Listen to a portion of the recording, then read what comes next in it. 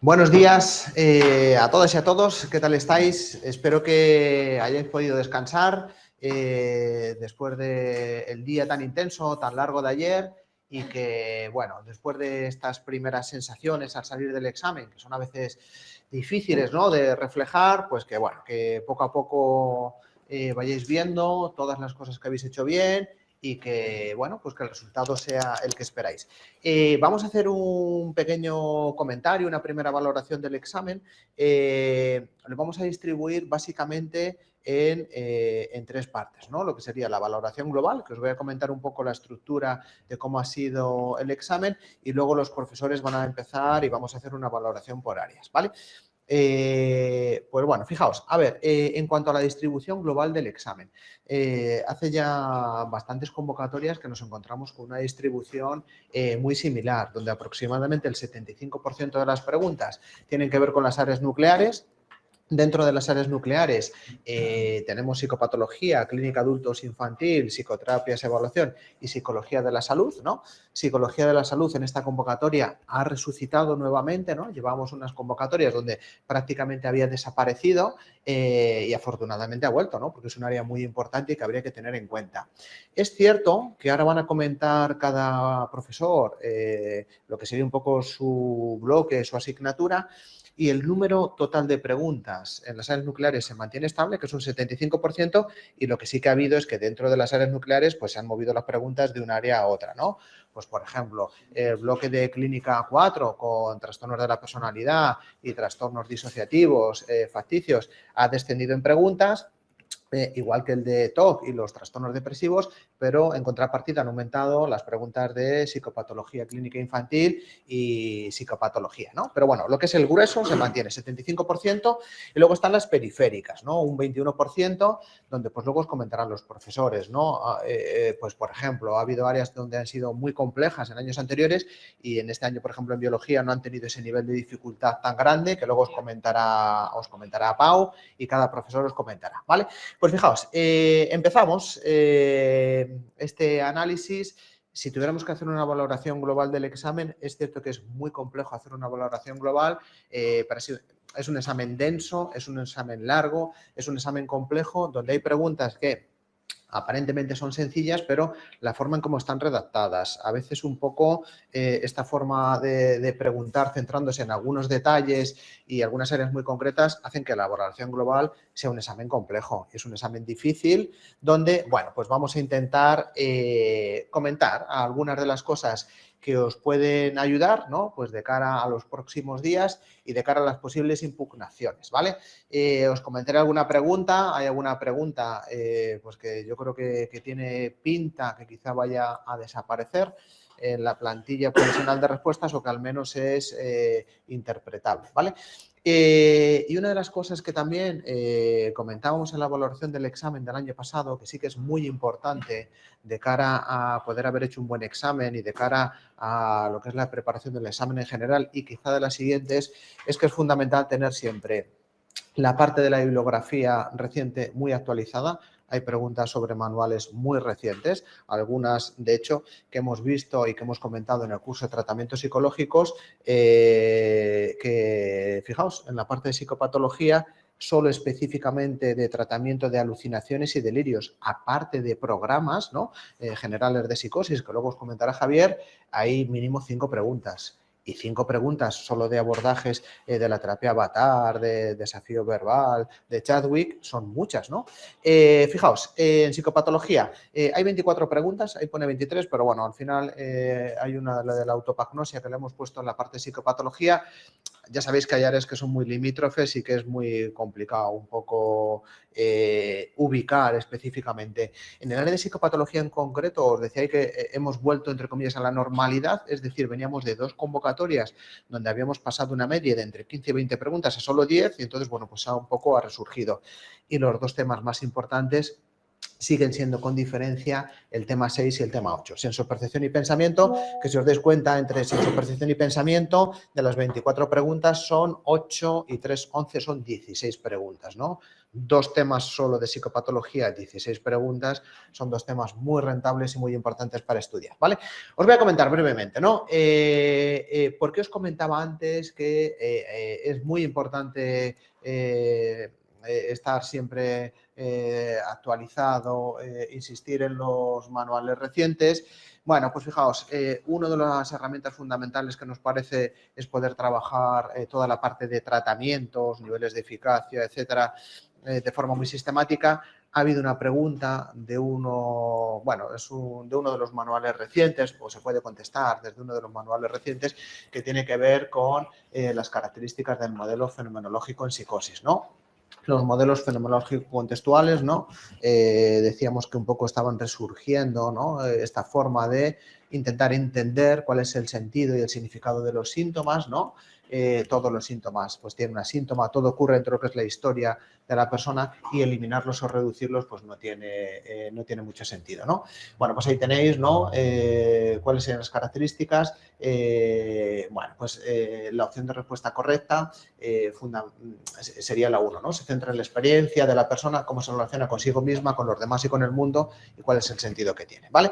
Bueno, pues fijaos, esta pregunta os la ponía aquí, sobre todo pues para que tengáis en cuenta que es muy importante también pues poder haber trabajado sobre todos los materiales del curso de tratamientos que hacemos. Vamos a ver la siguiente pregunta. Esta es una de las preguntas que quizá os haya generado alguna duda y quizá a posteriori. En el examen seguramente la habéis contestado bien, porque cuando uno lee el enunciado, automáticamente dice esto es atmósfera delirante. El ejemplo es cuando de repente uno llegaba a la cocina y al entrar a la cocina de su casa tenía una sensación rara de que algo malo iba a pasar, porque le habían dicho que, si os acordáis, el gazpacho o el salmorejo, depende de la clase, estaba envenenado porque tenía un color distinto, ¿no? Dice, ¿a qué hace referencia la experiencia subjetiva que aparece donde el mundo ha cambiado de un modo sutil, siniestro, inquietante? El paciente se siente incómodo, desasosegado y perplejo, la sensación de que algo malo va a ocurrir. La respuesta correcta es muy sencilla, es atmósfera delirante. Quizá no haya ningún cambio, pero en Belloc 2020, atmósfera delirante y humor delirante son términos sinónimos. Temple delirante, humor delirante son 2 conceptos que están sacados específicamente del glosario de términos de la CIE 10 y de la CIE 11, que tienen una definición exactamente igual a la de atmósfera delirante. Yo sé que la mayoría habéis contestado la 3, entonces, bueno, pues que sepáis que es una pregunta que yo creo que probablemente vayan a impugnar muchas personas y es razonable que la impugnación se tenga en cuenta porque quien haya contestado la 2 y la 3, las 2 encajan en esa definición. Del resto de preguntas de psicopatología, bueno, lo que os decía, ha habido bastantes preguntas sobre Chadwick, el desafío verbal, la terapia avatar, cuál es la función del terapeuta, y no son preguntas especialmente complejas, pero son preguntas que o estás leyendo muy bien y te fijas en los detalles o alguna te puede pasar desapercibida, ¿vale?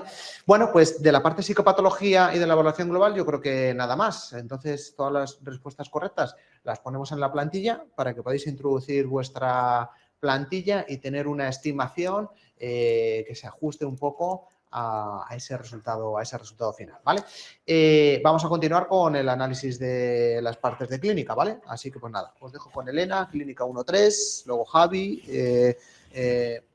Juan te os comentaré yo luego un poco su parte, no puede venir por cuestiones de virus y de gripes, así que bueno, nada, os cuento luego las cosas que nos decía él. Y luego Juan Jesús, ¿vale? Pues nada, con ese, vale.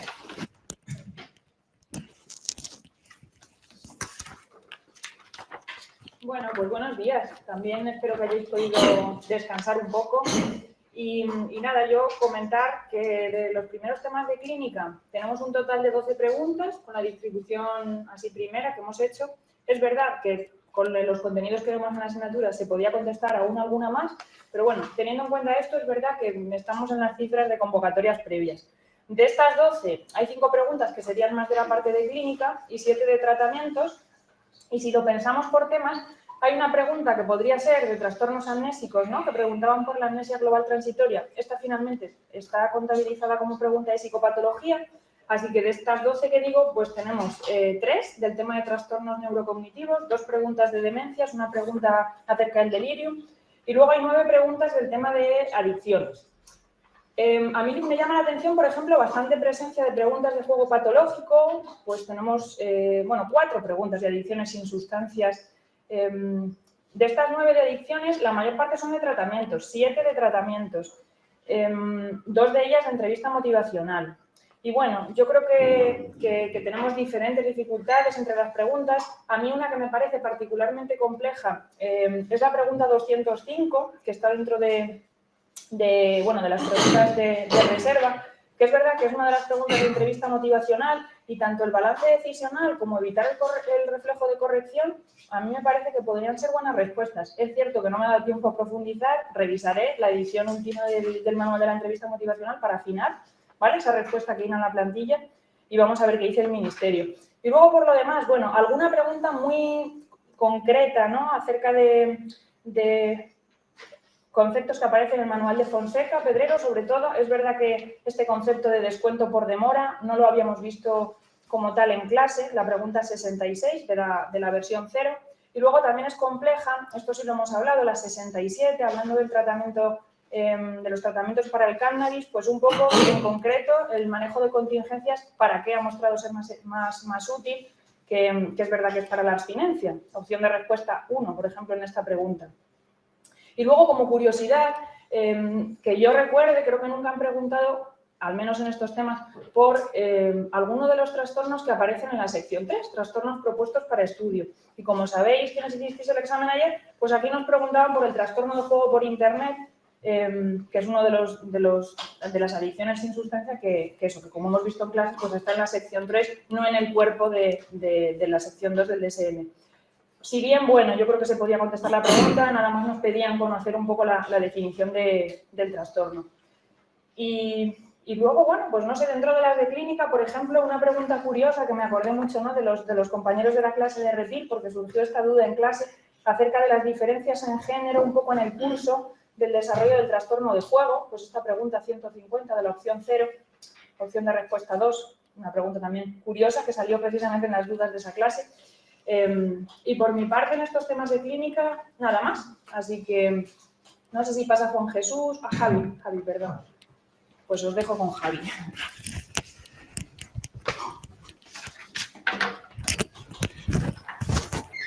Bueno, hola, por seguir un poco el orden de clínica.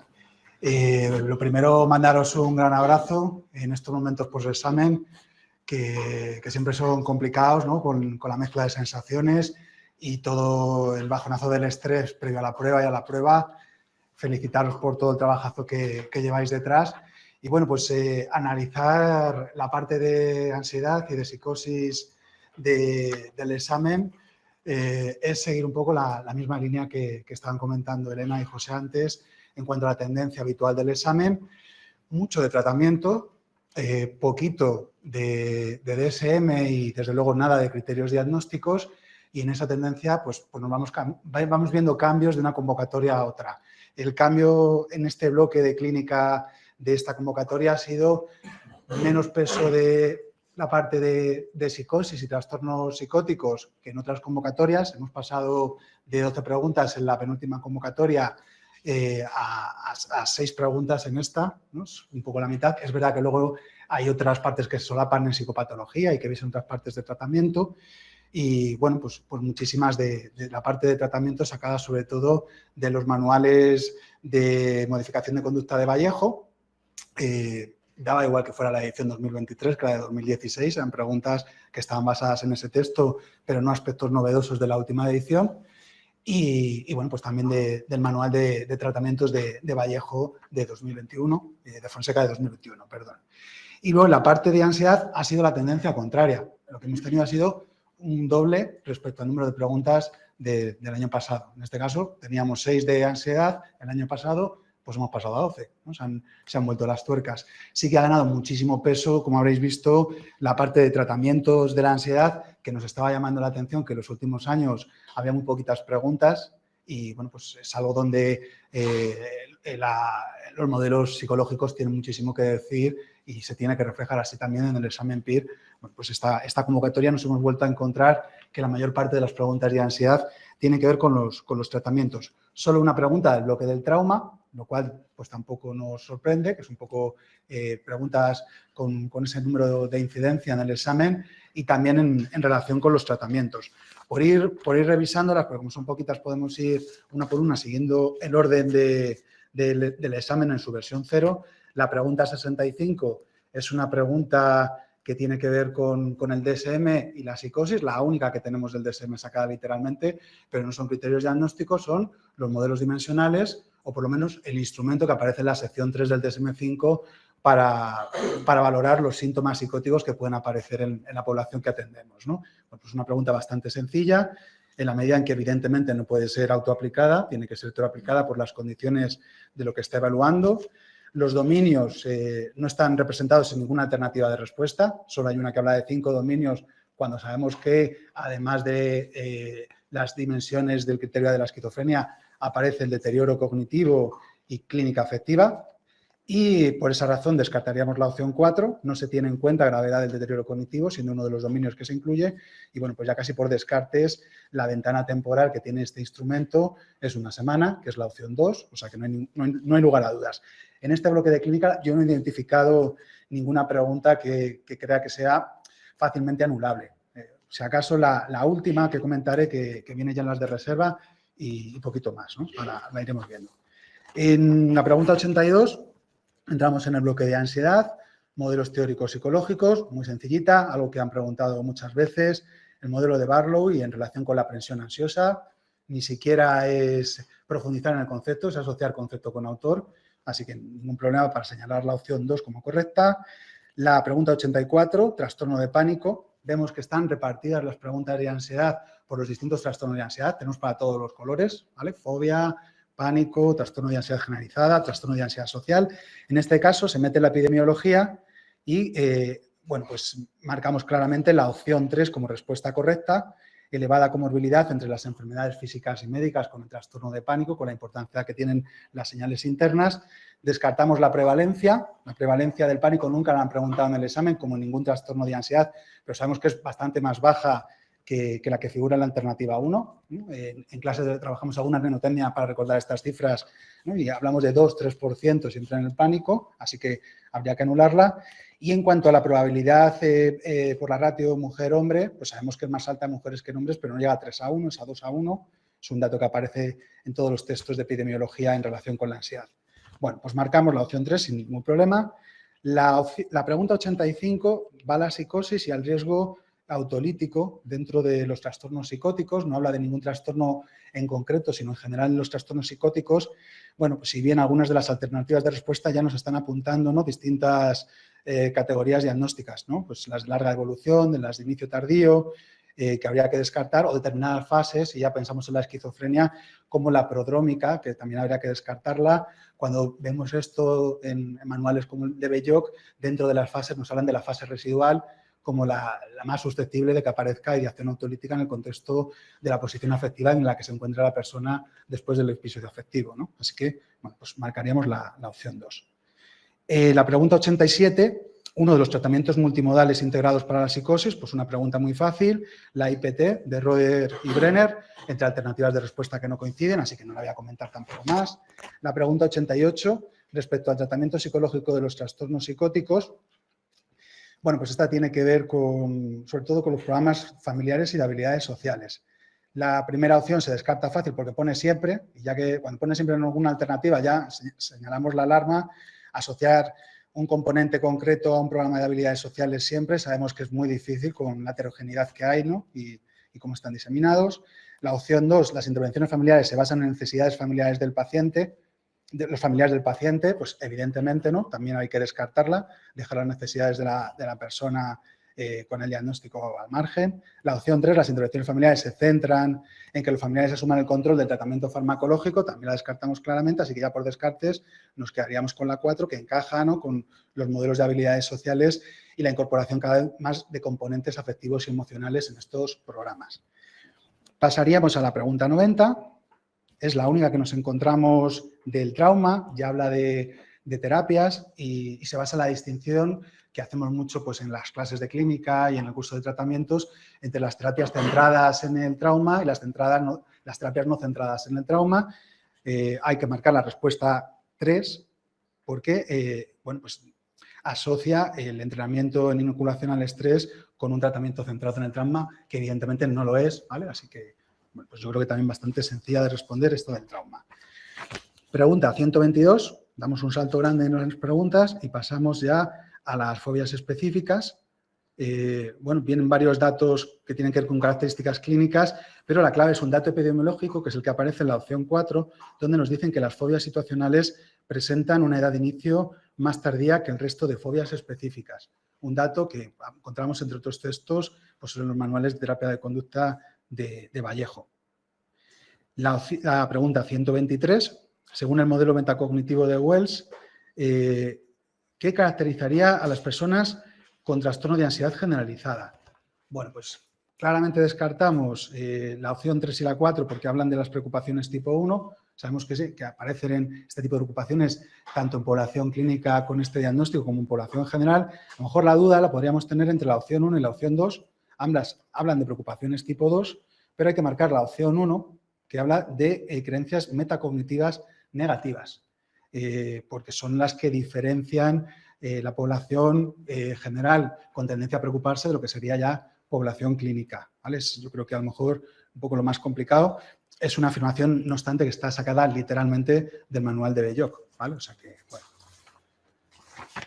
Y ya, pues, llegando al final, tenemos la pregunta 206, ¿cuál de los siguientes acrónimos es utilizado en el protocolo unificado para el tratamiento tras diagnóstico de los trastornos emocionales? Esta es la pregunta que os decía antes, que me parecía pues más dudosa. Yo, por lo menos, en la edición que tengo del protocolo unificado de Barlow, el acrónimo que se utiliza para analizar los problemas que traen las personas a consultas es ARC, ¿no? Que coincide con antecedente, respuesta, consecuente. No aparece en ninguna de las alternativas de respuesta. Podríamos pensar eso de ARCO, pero hay una O ahí de más. Así que me inclino a que dan como correcta la ABC, ¿no? Entendiéndolo como la terminología en inglés, ¿no? De antecedentes, behavior y consecuentes, ¿no? Y consecuencias. Entonces, bueno, yo marcaría la 1 y habrá que esperar también a la planilla definitiva.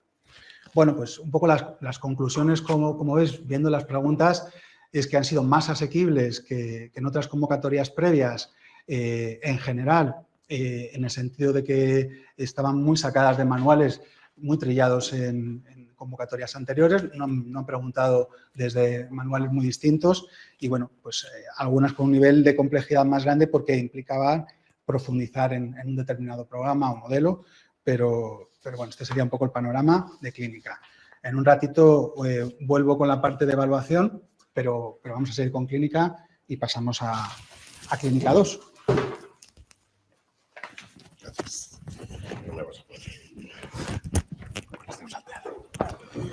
Bueno, buenos días. Lo primero, espero que os haya salido muy bien el examen.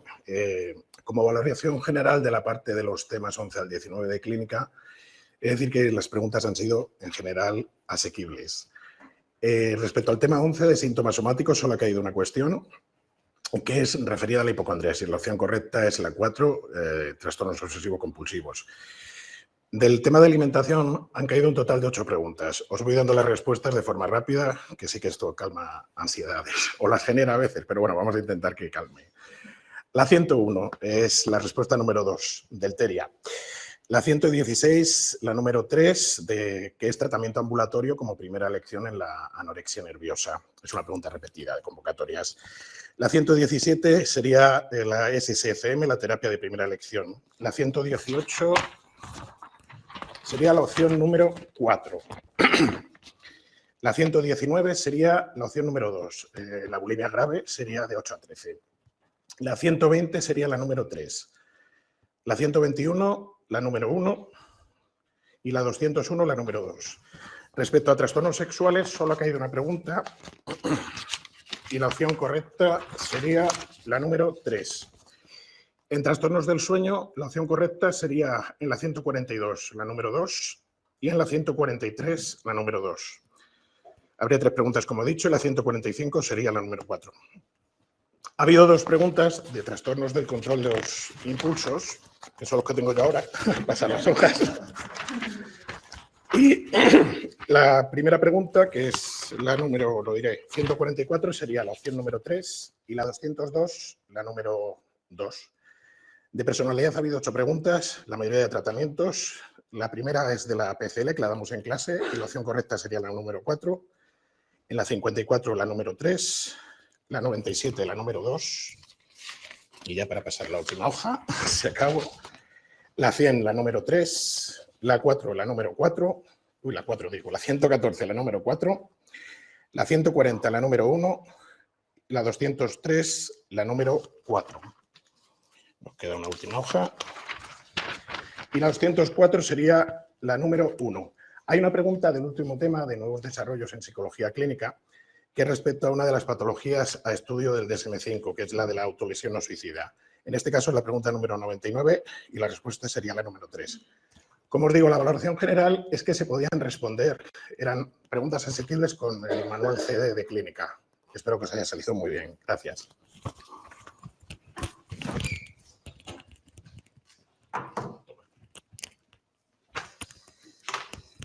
Bueno, ¿qué tal? Pues vamos avanzando con los temas de clínica. A ver, no soy Juan Antequera, ¿vale? Así que, Juan, que te mejores, ¿vale? Si nos estás escuchando, así que está en su casa con la gripe.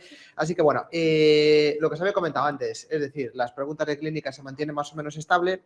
Juan, ya sabéis que lo tenéis en trastornos afectivos y en TOC y relacionados. De este área en total ha habido 14 preguntas, un número ligeramente inferior al de los años anteriores y, como os decía antes, esto no afecta al porcentaje global de las áreas nucleares porque se han ido pues, a otros temas, ¿no? Psicopatología infantil. En trastornos afectivos, 8 preguntas y en TOC y relacionados, 6, ¿no? Y dentro de los trastornos afectivos, pues fundamentalmente ha habido... de las 8, 5 para los trastornos depresivos y 3 para los bipolares, ¿no? En los trastornos depresivos le sorprendía a Juan que no ha habido ninguna pregunta sobre diagnóstico, sí sobre clasificaciones diagnósticas y 2 sobre etiología y solo una sobre tratamientos, ¿no? Cuando en la convocatoria anterior sí que hubo muchas preguntas sobre tratamientos, ¿no? Y de los trastornos bipolares, bueno, pues solo 3 preguntas, bueno, y sobre todo en diagnóstico diferencial entre trastornos bipolares y los trastornos depresivos. Y del TOC y relacionados, pues ha habido 6 preguntas, ¿no? Todas han sido sobre el TOC, a excepción de una, que tenía que ver con identificar la tricotilomanía, ¿no? Que antes estaba dentro de la... antes de estar dentro de la clasificación del TOC y relacionados, ¿no? Bueno, sobre el TOC, 2 sobre clasificaciones diagnósticas, 3 sobre la caracterización clínica y no ha habido ninguna sobre tratamientos, ¿no? Que siendo una patología tan prevalente y con tantos programas de tratamiento estudiados y validados, bueno, pues este año no ha habido ninguna. Juan comenta, después de haber visto y analizado las preguntas, que el grado de dificultad ha sido medio, es decir... aunque sí que remarca él como que algo que haya podido añadir un poquito de dificultad es que el perfil de las preguntas ha sido distinto al de años anteriores, quizá un poco por la imprevisibilidad, ¿no? Número de preguntas ligeramente inferior, muy poquitas preguntas sobre tratamientos o criterios diagnósticos. En cualquier caso, bueno, el SIFE cuenta o no, os dice que la mayoría de las preguntas pues eran asumibles desde los materiales y el trabajo de las clases, ¿vale? Bueno, pues de clínica ya no hay más preguntas, así que pues continuamos con infantil, ¿vale? Están aquí Diego y Gloria, así que pues primero viene Diego y os cuenta cómo ha ido la parte infantil y todas las preguntas nuevas que ha habido, que son muchas. Vale, no tenía Juan, para Diego. Bueno, buenos días, espero que estéis bien y mando un abrazo a Sole, que siempre nos ve y está malita, que estará ahí también mirando el examen. Bueno, infantiles es las asignaturas que no suele sorprender y se suele portar bastante bien en el examen. Quizá este año la mayor sorpresa esté en que han aumentado mucho las preguntas. El año pasado había 19 en el bloque total infantil, pasamos a 30, que supera incluso la media histórica de infantil, que está en 27, 28. O sea que hay bastantes preguntas de infantil, lo cual seguramente contribuye a que el examen parezca como más clínico. Bueno, del primer bloque de neurodesarrollo tenemos 2 preguntas del tema de introducción. Aquí entraría esa pregunta de la anorexia y la sombra malvada, que igual os ha desubicado un poco, pero está aquí en los modelos sistémico-narrativos. Es un ejemplo del Fonseca, pero que han cambiado el ejemplo, pero está ahí descrita. Tenemos 3 preguntas de discapacidad intelectual, que podrían ser 4, porque una es diferencial, discapacidad TEA. Tenemos 5 preguntas de TEA, que es bastante, la verdad. 2 de trastornos de la comunicación, 2 de TDAH, que reaparece después de estar ausente el año pasado, que era algo bastante extraño, y una de trastornos motores. En principio no hay ninguna que parezca que esté mal o que se pueda impugnar. Todas tienen como alternativas de respuesta falsas que yo creo que se pueden contestar y descartar bastante bien. Con el manual de Fonseca y DSM contestamos a casi todas las preguntas. Habría 2 que son más de teorías y psicopatología, que están en Belloc o incluso en Vallejo, se podrían sacar de ahí, pero el resto Fonseca y DSM-5. Voy a comentar algunas preguntas, no todas, porque si no se alargan, le tenéis en la plantilla las correctas, pero para ilustrar, por ejemplo, si nos vamos a la pregunta 170 de la versión 0, que preguntan por la incorrecta respecto a discapacidad intelectual, pues es la 4, ¿no? Porque es un criterio del DSM-4, no del DSM-5, que es el que pide ese número del CI 70, que esto ya no se aplica en DSM-5. Por ilustrar con otra, en la 177, que hablan de las intervenciones con mayor grado de recomendación según las guías del Ministerio, que en realidad esto se contesta desde el manual de Fonseca, pues es la intervención, la 1, naturalista conductual en desarrollo, que lo hemos visto en tratamientos, que ya sabéis que lo que hace es que aúna las virtudes de lo conductual, pero lo lleva a lo ecológico, y esa combinación es la que mejor funciona. En la 179, por ejemplo, una pregunta de trastornos motores, que habitualmente preguntan muchísimo por inversión del hábito, pues han preguntado por el CEBIT, que es una intervención, bueno, pues más novedosa, y preguntan cuál de los componentes no se incluye, pues es la 4, ¿no? La práctica negativa masiva, que no se utiliza, que no funciona porque generaba recaídas, pues no es un componente. Y para terminar, pues por ejemplo, la 187, otra de tratamientos de Fonseca, cuál es el tratamiento para el lenguaje, que consiste en responder a las verbalizaciones del niño ampliándolas, pues este es el recast, ¿no? Y cuando tenemos esa tabla terrible de este tema, que no hay que profundizar en ella, pero sí saber ubicar cada uno de los trastornos y los tratamientos que corresponde a cada uno de ellos, pues aquí entraría el recast. Yo creo que esta es fácil de identificar también. En general, las preguntas no son como muy complejas, pero sí son muy concretas, como que preguntan, ¿no? Hay que ir muy al detalle en temas, bueno, como los habituales, pero bastante al detalle en esta parte. Y os dejo ahora con Gloria para la segunda parte de infantil.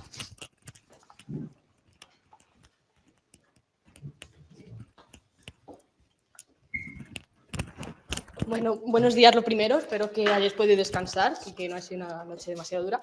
Bueno, como decía Diego, las 2 partes de infantil se han igualado. Tenemos 30 preguntas, 15 en su parte y 15 en mi parte.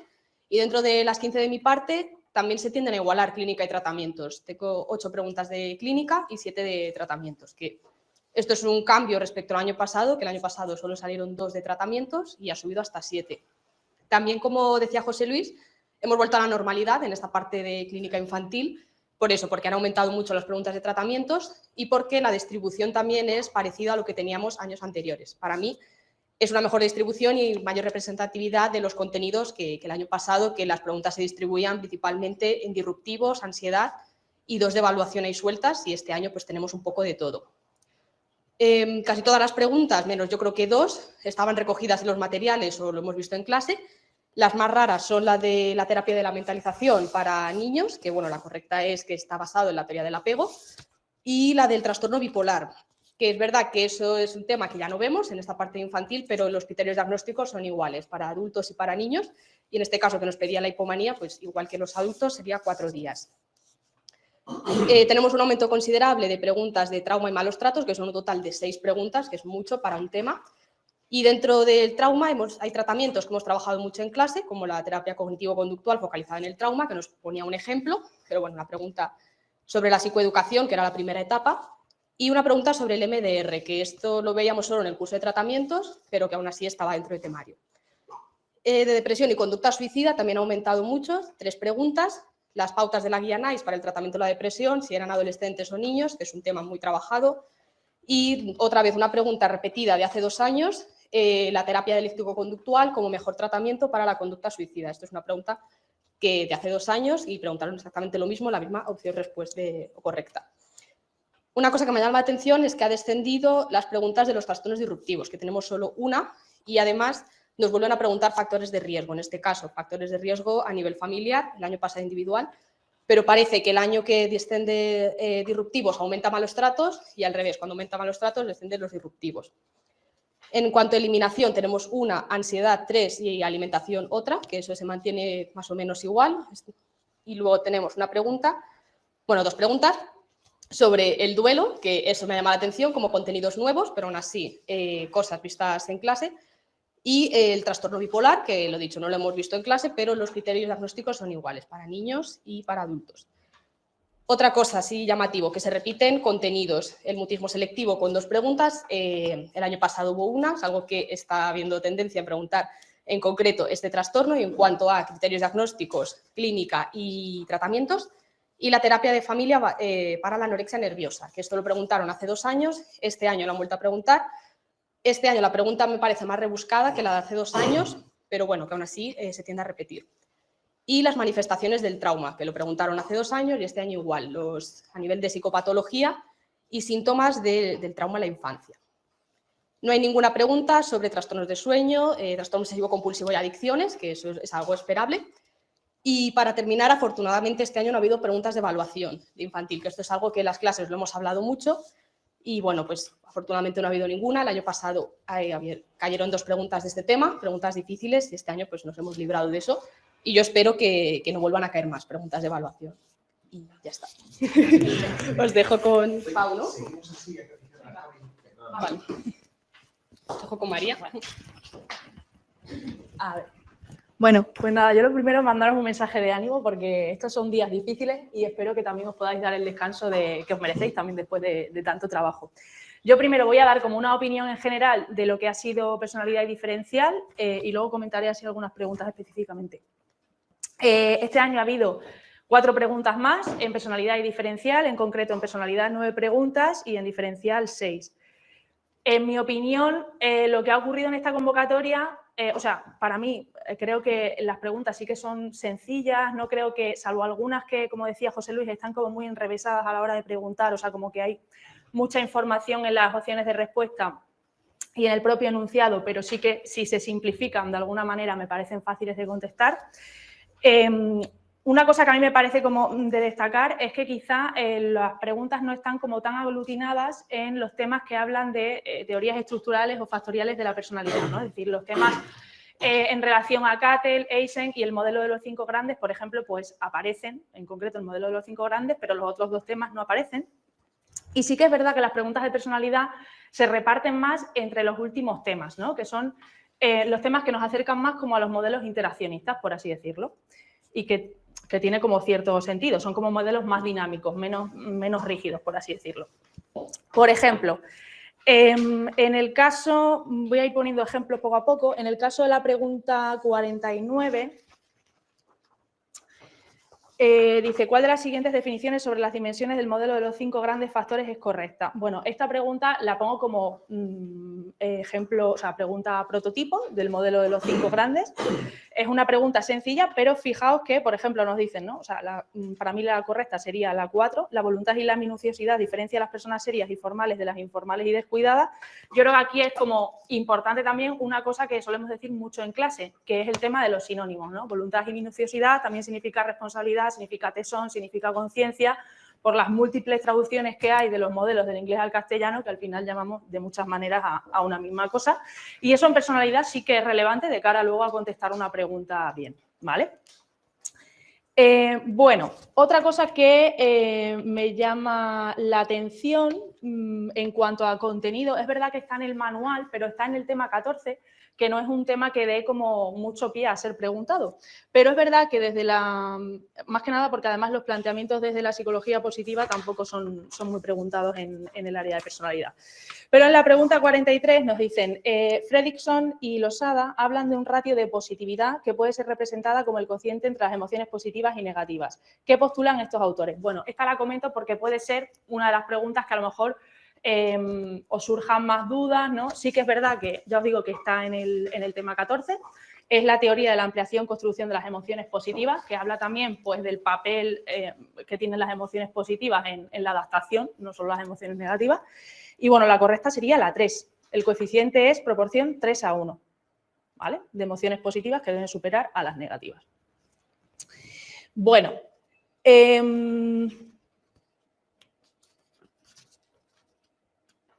de diferencial, ya para pasar a preguntar como más para pasar a comentar más específicamente, fijaos que hay 6 preguntas, 2 más que el año pasado, y es verdad que también tenemos preguntas en el tema 1, que sería como el tema introductorio, y en el tema 2, que es súper importante, donde hablaríamos de modelos jerárquicos que describen la estructura de la inteligencia y modelos no jerárquicos.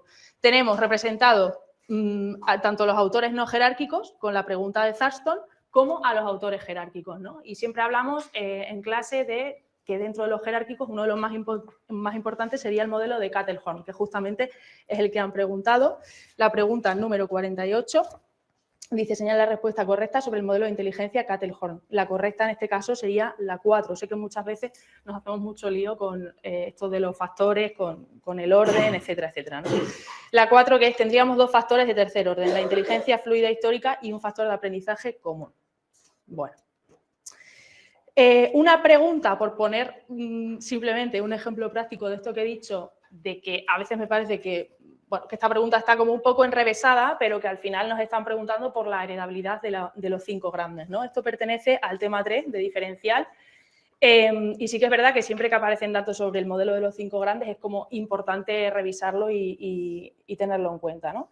Simplemente en la pregunta 44 nos dicen, respecto a las investigaciones que estudian la similitud genética y fenotípica en personalidad, usando las correlaciones con los 5 grandes rasgos de personalidad entre gemelos monocigóticos y dicigóticos, podemos concluir que, bueno, pues me parece como típico ejemplo de pregunta que está como enrevesadísima, pero que en realidad lo que nos están preguntando es sobre la heredabilidad de los 5 grandes, que evidentemente es mayor en gemelos monocigóticos que dicigóticos, con lo cual la correcta sería la número 1. Y bueno, eso es un poco todo. Sí que ha habido un aumento de preguntas. Para mí los autores en diferencial mucho más esperables que en el caso de personalidad. Es verdad que el contenido de personalidad estaba en el manual, y sí que es verdad que como que hay una tendencia hacia a preguntar cada vez más por modelos interaccionistas, quizás que son como más aplicables o más utilizables en la práctica, por así decirlo. Y eso es todo.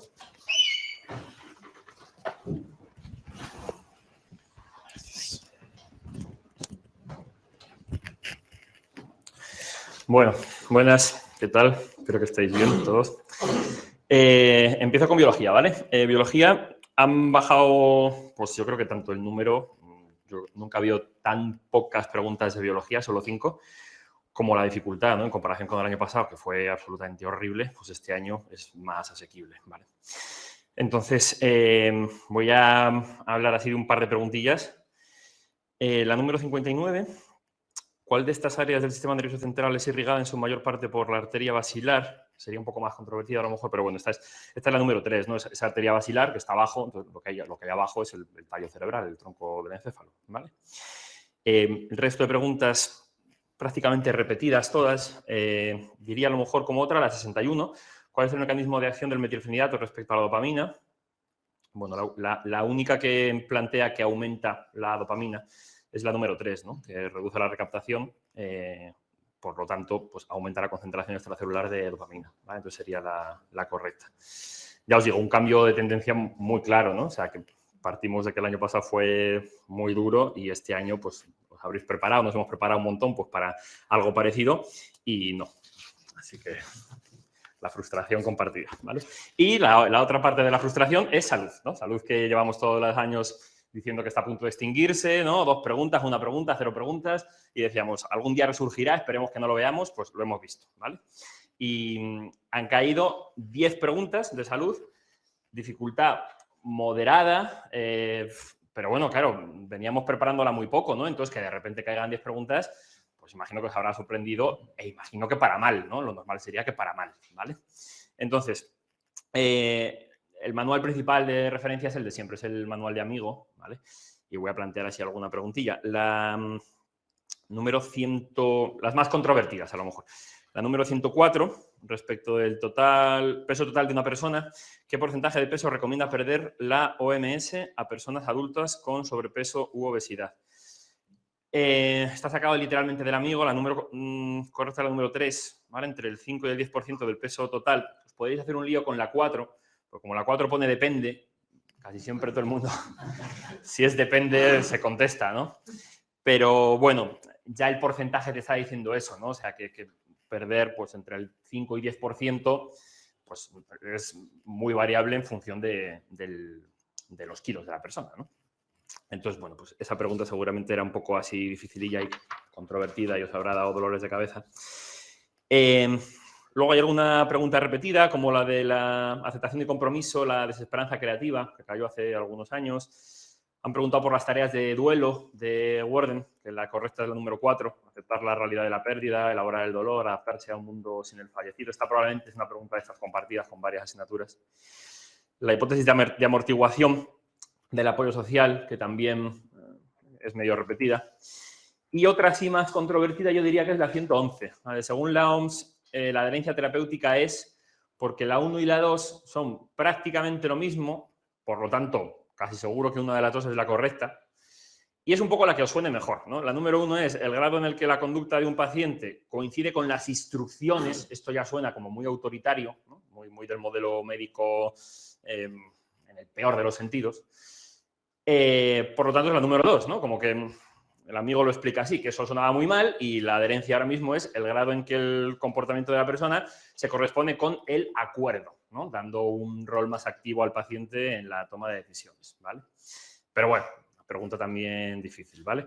Entonces, bueno, pues eso, frustración probablemente, ¿no? Habéis preparado mucho para biología y preguntas pocas y más fáciles, y poco para salud y preguntas pues, mucho más y más difíciles. Ya veréis que el año pasado volvemos otra vez a lo anterior. Nos preparamos mucho salud y vuelve a ser biología lo difícil y salud lo fácil. Esto es un poco así. Pero bueno, fuera de bromas, espero que estéis bien y dentro de lo que cabe, pues mucho ánimo, ¿vale? Paso con evolutiva.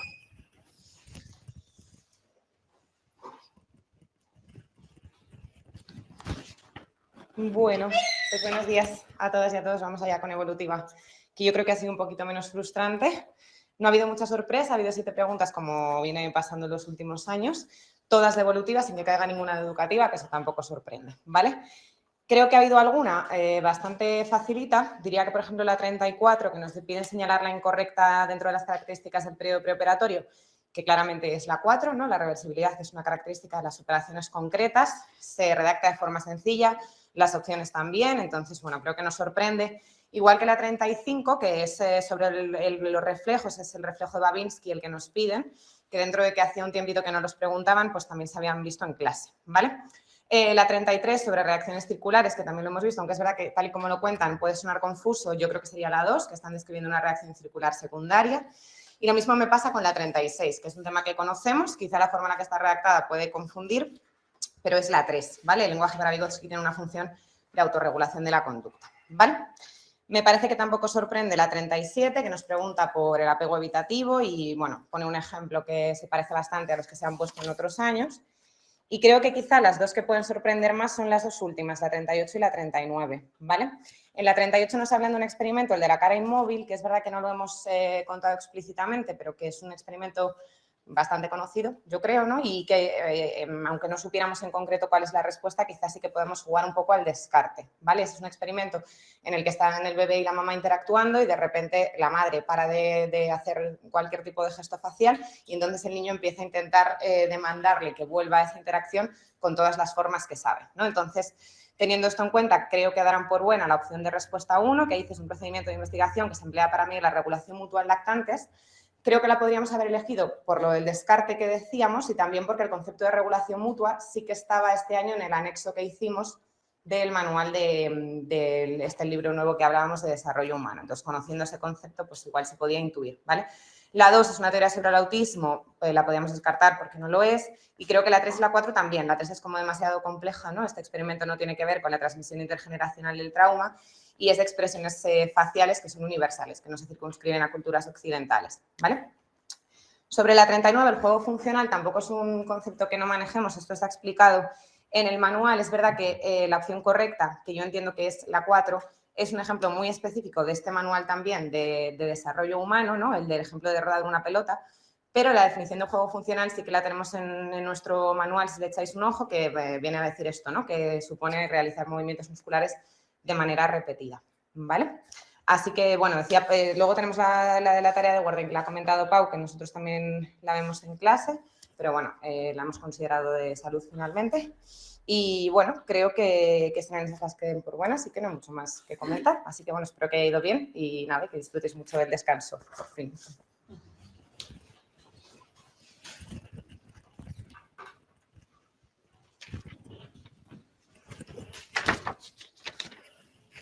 Hola, buenos días. Bueno, pues vamos con el área de experimental. Es verdad que este año se consolida un poco la tendencia a las poquitas preguntas en experimental. Han vuelto a caer 7, así que parece que nos quedamos con pocas preguntas en este área, como digo. Sí destacar que como que el bloque más damnificado ha sido psicometría, que es el primer año en la historia del PIR en general que no cae ninguna pregunta sobre este bloque. Con lo cual hay un poco de sorpresa.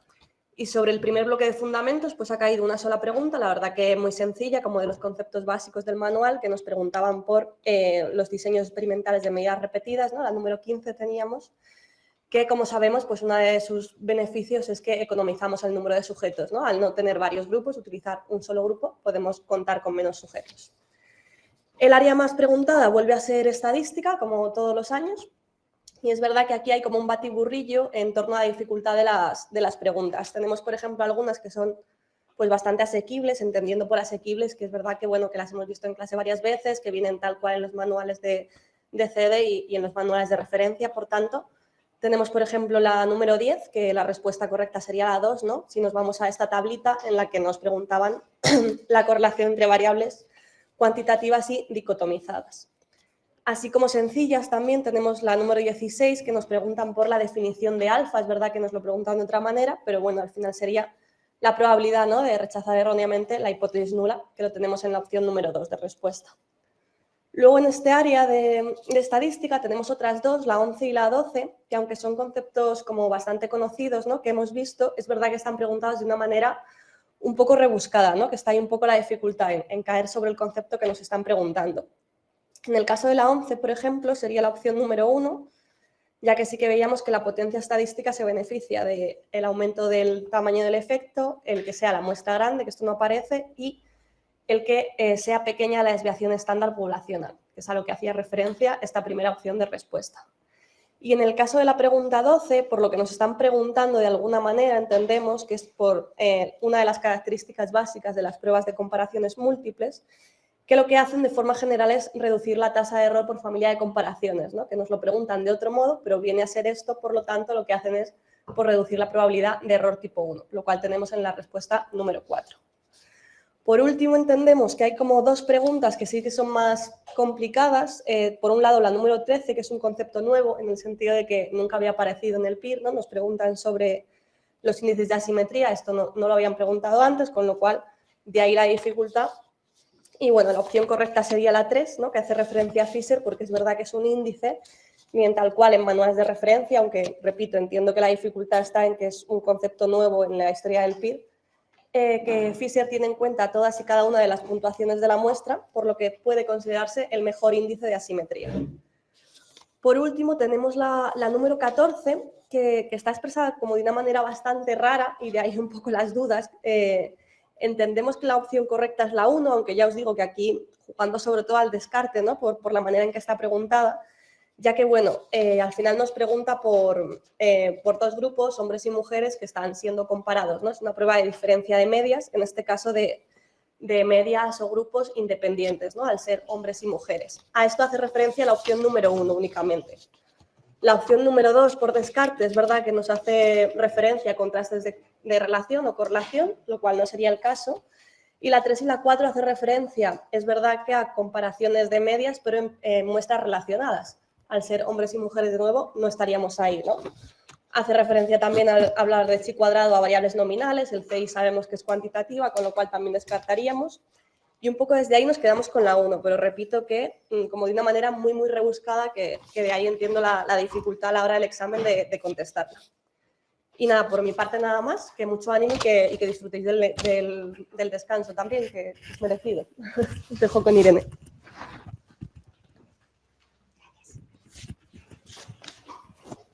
Bueno, yo me uno a los deseos de ánimo para estos últimos momentos convulsos post-examen. Como Paula no está, os voy a contar yo las dos partes de básica. En general, la distribución sí que ha seguido un poco la línea de los últimos años. Hemos tenido 7 preguntas, 2 de básica 1 y 5 de básica 2. En la segunda parte de básica también la distribución ha sido bastante equilibrada. Nos han preguntado 2 de aprendizaje, que sabemos que suele ser el bloque con más peso, y luego una de cada uno de los otros bloques. Sí que ha sido diferente que en 2 de las 5 preguntas nos piden aplicar a ejemplos concretos los términos, ¿no? Que es verdad que esto es algo que veníamos trabajando en clase, como que más allá de sabernos de memoria una definición concreta o rígida, pudiésemos aplicar. Y bueno, tanto la pregunta del enmascaramiento como la pregunta del ascensor, ¿no? Que nos pregunta por la interferencia proactiva, nos pedían un poquito de esto. Habíamos visto varios ejemplos, pero sí que es una manera diferente de preguntar de la que veníamos teniendo. Luego nos han preguntado por los heurísticos, nos han preguntado también por la hipótesis Sapir-Whorf, que ya venía siendo preguntada otros años, y nos han preguntado de una manera también un poco diferente a lo habitual por la discriminación y generalización. Pero bueno, un poco como decía Pau, como precisamente una de las opciones nos plantea que depende de las exigencias del ambiente, era también una pregunta que se podía pensar. Entonces, en básica sí que hemos mantenido la tendencia, ya os digo, con algunos matices de la manera de preguntar, pero espero que os resultasen por lo menos familiares los conceptos o que pudieseis recuperar algunos de los ejemplos que trabajábamos en clase para pensar sobre los enunciados. En terapia, sin embargo, que también os cuento yo la parte de Maite, que nos ha mandado un pequeño resumen para que os comparta, sí que ha sido muy diferente. Hemos tenido 18 preguntas, que son muchas más de las que suelen preguntar en terapias, y además mi sensación, y yo creo que es algo compartido en general en el examen, es que han actualizado mucho las preguntas. Han dejado más de lado los modelos clásicos, tanto del bloque de terapias 1 como el de terapias 2, y se han centrado en preguntas de modelos muy, muy modernos. Entonces, el bloque de terapias 1, sobre todo nos han preguntado por factores comunes, por modelos integrativos, y apenas han caído 2 preguntas del resto de temas. Y en el bloque de terapias 2, igual, ¿no? Nos han preguntado por la terapia de los esquemas de Jung y por la psicoterapia analítico-funcional 2 preguntas y aceptación y compromiso, ¿no? Entonces, sí que es verdad que si bien son cosas que conocíamos, el nivel de detalle en las partes más actualizadas, bueno, ha sido superior a lo esperable. Entonces, imagino que aquí quizás sí os pillaría un poco más por sorpresa, ¿no? O era más fácil despistarse. Entonces, de terapias 1, os leo lo que nos cuenta Maite. Nos dice que había un total de 12 preguntas con un aumento significativo de las mismas con respecto a últimas convocatorias. Siguiendo con la línea que veníamos comentando en las clases, hay un gran incremento en la tendencia a centrarse en el área de los factores comunes y de la integración en terapias. De hecho, 10 de estas 12 preguntas han versado sobre factores comunes, habilidades de facilitación interpersonal del terapeuta, preferencias del cliente, relación terapéutica. Y este año, además, sorprende la aparición de una pregunta sobre bioética. Bueno, esta es una de las preguntas nuevas que os ampliaremos también, que nos ha costado también pensarla a nosotras. Y dice que hay una última pregunta también sobre psicoanálisis relacionando el concepto con un autor. Eso sí viene siendo la línea de lo habitual. Y de terapias 2, hemos tenido una pregunta sobre la práctica basada en la evidencia, con la definición tal cual nos la hemos aprendido. Nos han preguntado por fin, que veníamos también varios años anticipando, que en algún momento nos podrían preguntar sobre las dimensiones de las necesidades básicas, pues este año ha caído. Han caído 2 preguntas muy concretas sobre las reglas de la psicoterapia analítico-funcional y sobre la definición específica de las conductas clínicamente relevantes tipo 3. Y quizá la pregunta que a mí me ha resultado más compleja es la que nos plantean de terapia, aceptación y compromiso, porque muchas de las opciones de respuesta podían ser confusas, porque nos hablan de valores, ¿no? Y el compromiso con valores personales, si no teníamos muy claros los principios y estrategias que hemos machacado en las clases, ¿no? Pues todo esto de la difusión cognitiva nos permite descartar la número 1, el control como problema, nos permite descartar esta que nos piden el control de los eventos privados para orientarse a los valores personales, la no reducción del síntoma, ¿no? Como núcleo fundamental de la perspectiva de aceptación y compromiso. Quizá esta hubiese sido más fácil de contestar por descarte de las trampillas que nos ponían en las alternativas incorrectas, ¿no? Entonces, bueno, yo creo que sí que quizás nos hayamos podido ver un poquito más teniendo que pensar en esta parte de terapias, pero espero que también nos haya servido, bueno, el machaque que hemos hecho en las clases. Y, bueno, también me uno a desearos que esto termine ya pronto y que después de este vídeo podáis descansar. No sé si nos queda alguien más. ¿Sí? Fenomenal. Uy, el micrófono me lo llevo. Yo tengo. ¿Sí? Os lo dejo aquí.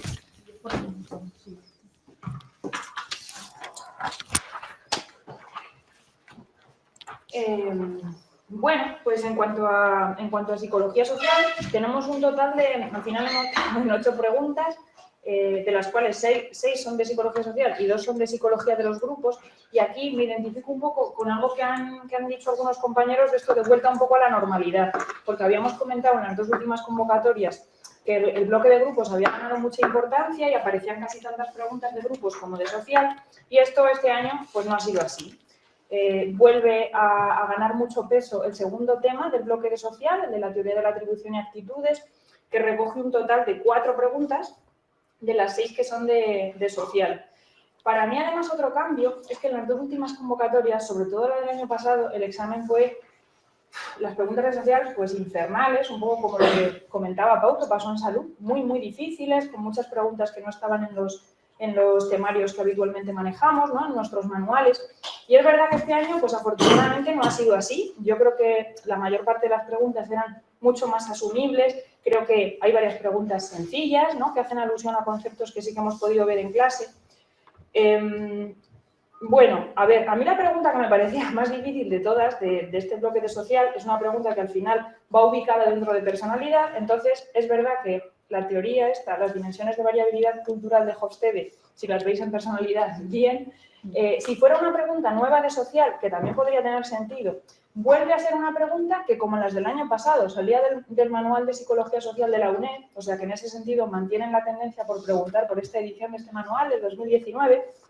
Y luego, bueno, tenemos sobre todo, como digo, 4 preguntas del tema de teoría de la atribución y actitudes, y de las 2 del bloque de grupos hay una teoría que hace alusión a la perspectiva de la identidad social y otra, pues a estos procesos de influencia social, a la influencia normativa en particular, que es algo que es verdad que hemos podido ver bastante en clase. A mí me resultan un poquito más complejas la pregunta 193 y la 199 de la versión 0.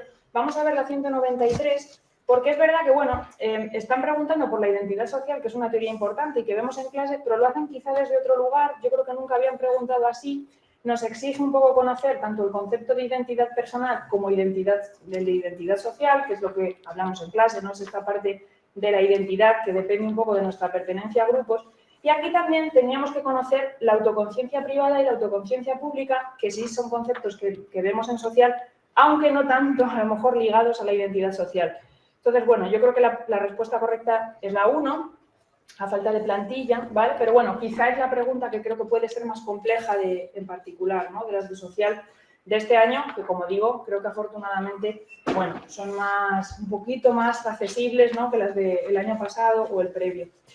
Y bueno, pues por mi parte nada más, creo que falta evaluación, así que nada, desearos sí que mucho ánimo en estos días post-examen, que son complejos y que podáis descansar.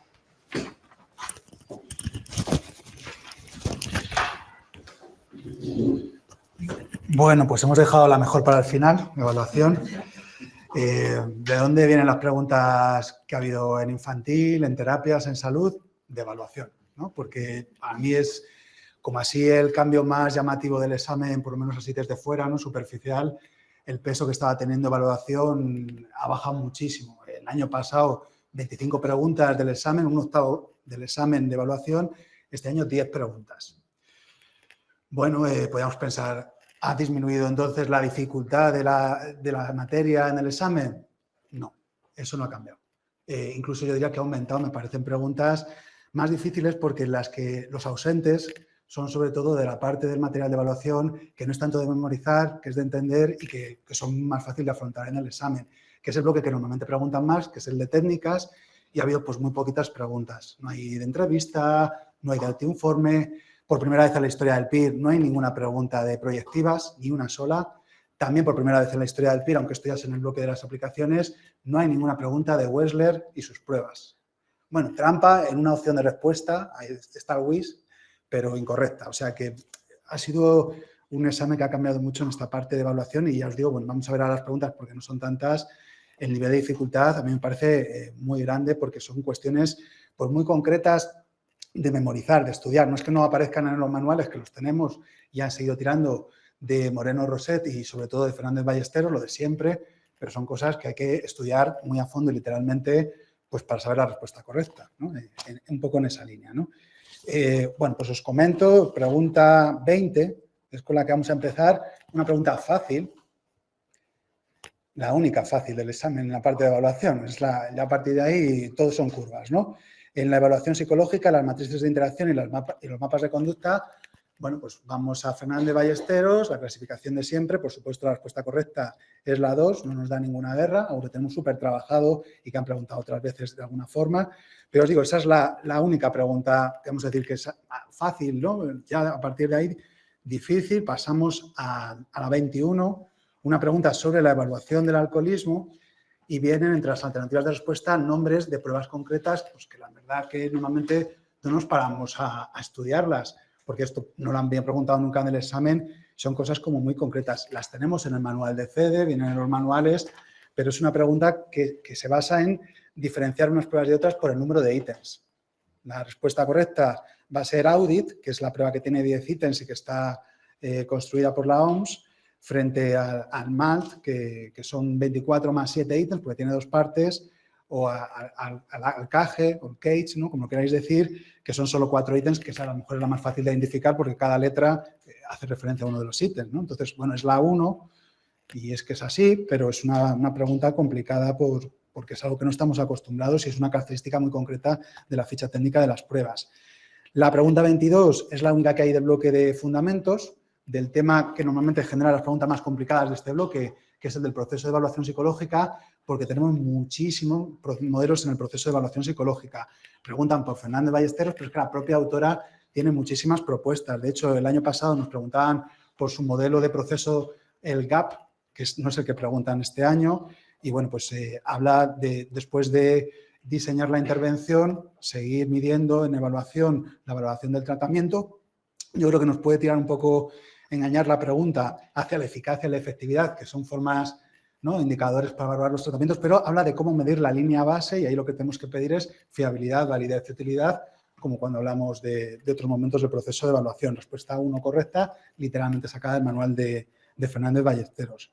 La pregunta 23 también nos sorprende porque preguntan por las pruebas de Cloninger, que es verdad que ya habían preguntado alguna vez en el examen, lo veis en otra parte del material, ¿no? Y desde ahí a lo mejor pues, os ha podido ayudar para responder la pregunta porque no se basa en las características de la prueba, sino en el modelo de Cloninger y cómo se adapta a las características del TCI en concreto. Ya sabéis que distinguen entre temperamento y carácter, nos preguntan por el carácter, ¿no? Entonces hay que elegir la que no se incluye ahí, evidentemente es la opción 2, la persistencia, pero bueno, hay que saberse los 7 rasgos del modelo y cómo están construidos para poder contestarla. La pregunta 24 es de técnicas objetivas, es una de las poquitas que hay de la parte de las técnicas aplicadas a la evaluación en la psicosis y nos pregunta por qué marcador no se utiliza en la psicosis. Evidentemente la respuesta 3, la actividad respiratoria. Esto, bueno, pues es verdad que lo trabajamos también en la parte de clínica, así que entiendo que esta pregunta, pues junto con la primera que hemos visto, también sería bastante asumible, ¿no? La pregunta 25, a mí me parece que esta es la única que es más fácilmente anulable, ¿no? Habría que ver qué material de impugnación, porque nos preguntan qué prueba permite evaluar la personalidad psicopatológica y la personalidad normal, ¿no? Dentro de que esa frontera es muy difusa, ¿no? ¿Dónde entra lo clínico y dónde entra la población general? Bueno, yo entiendo que van a dar como respuesta correcta el PAIA, porque, bueno, según como viene en el manual de Moreno Roset, en el enunciado, ¿no?, se dice que es una prueba que se puede utilizar tanto en el ámbito clínico como psicopatológico. Es verdad que cuando empieza a describirla habla de que el objetivo principal es la evaluación de la psicopatología y de la clínica, pero, bueno, pues es como entiendo que la habrán sacado de ese manual, pues seguramente que es la que hayan dado como respuesta correcta.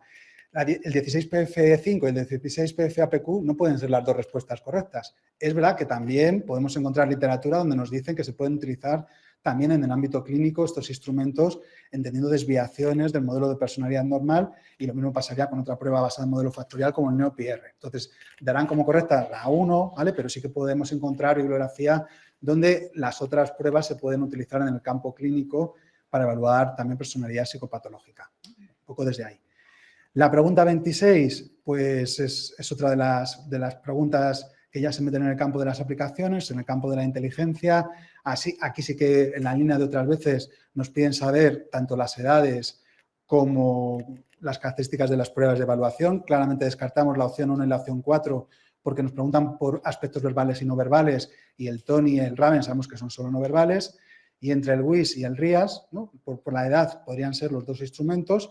Los dos incluyen lo verbal y lo no verbal. Nos vamos a decantar por la prueba de Reynolds por el tiempo, que nos están pidiendo lo más breve posible, y sabemos que el WIS implica un tiempo de aplicación bastante más largo que la de Reynolds, que está entre 30 y 40 minutos, cosa que también tenemos en el material. La pregunta 28, bueno, pues a mí me parece que otra de las más complicadas, porque vienen alternativas de respuesta con pruebas muy específicas, algunas de las cuales no están en el manual, ¿no? Entonces, es difícil encontrarlos en manuales de evaluación psicológica en general, incluso aquellos que son específicos, con capítulos específicos para la evaluación del lenguaje, que es de lo que va esta pregunta. Entiendo que la respuesta correcta es la alternativa 4, el Peabody, porque la edad de aplicación pues es la única que encaja con los instrumentos que vienen en las opciones de respuesta. El Peabody abarca de los 2 a los 90 años, además evalúa el lenguaje comprensivo, que es lo que viene en el enunciado, pues vale, perfecto. Y el resto de pruebas se nos van todas de edad, ¿vale? El Boeing va de los 3 a los 5 años, el test de comprensión de estructuras gramaticales de los 4 a los 11 años, la batería de lenguaje objetiva de los 5 a los 14 años. Es decir, es una prueba de saber las ventanas de aplicación en cuanto a las edades para evaluación del lenguaje por encima de otra cosa, para poder descartar la respuesta correcta. Bueno, pues es imposible que no sepamos todas esas edades en el examen, ¿no? Entonces, bueno, entiendo que a lo mejor habéis podido marcar la 4, la opción correcta, porque nos ha ayudado el componente, ¿no?, principal de la prueba, que es el lenguaje comprensivo, y el test de Peabody sí que le conocemos. La pregunta 29 es del campo de la neuropsicología. Bueno, pues otra de esas preguntas sobre pruebas que no hayan preguntado nunca antes en el examen PIR. Aparece el Barcelona, que bueno, lo conocemos todos, es verdad que no habían preguntado en el examen, pero es una prueba que no nos pilla de lejos, ¿no? La batería facial Western y el test de dominación de Boston serían las respuestas incorrectas, porque nos preguntan por pruebas de screening. Claro, las baterías ya sabemos que screening no van a ser, así que el Barcelona y la de afasia la descartamos. Y el Boston, como su propio nombre indica, test de denominación es solo de lenguaje expresivo. Como en el enunciado nos hablan de lenguaje expresivo y también a nivel general, ¿no?, de poder identificar problemas en el lenguaje, pues lo vamos a tener que descartar. Así que por descarte nos quedaríamos con la 3, aunque no la conociéramos, esta bedside de lenguaje, que como su propio nombre indica, ¿no?, esto de bedside pues debe ser que estar de pie al lado de la cama, ¿no?, para hacer un screening rápido. Me imagino que en la interconsulta hospitalaria, antes de luego hacer una evaluación más exhaustiva. Marcamos la 3 por descartes. Y la última pregunta, la 32, el inventario de Battelle, ya la habían preguntado 2 veces antes en el examen, pero vuelve a ser una pregunta de la edad de aplicación de las pruebas. En este caso marcamos como opción correcta la 4, que, bueno, pues que es la que se ajusta al periodo de edad del Battelle de los 0 a los 8 años. Así que, bueno, sin más, ¿no?, es la única que coincide. Pero bueno, veis que son preguntas sobre características de las fichas técnicas súper específicas de las pruebas, con alternativas donde aparecen pruebas que no conocemos y que las tenemos que descartar indirectamente, y eso le da mucha complicación a responder. Probablemente el peso de esta materia sea menos decisivo porque, claro, son muchas menos preguntas y hay muchos ausentes, pero bueno, es una materia que hay que estudiar mucho, ¿no?, para poder estar en condiciones de poder responder a este perfil de preguntas. Con esto hemos acabado ya la revisión por materias y, bueno, pues no sé si es el momento de hacer este análisis frío que hemos estado haciendo. Toca más el análisis emocional y el descanso, como os estamos diciendo. Muchos lo estáis viendo en directo, a lo mejor otro ya lo vais a ver en diferido, ¿no?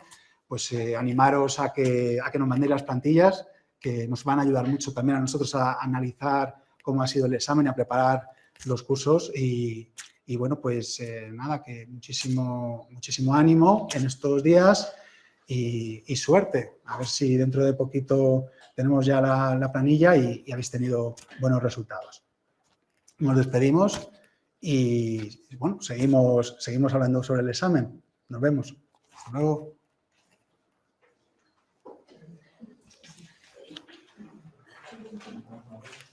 Sí.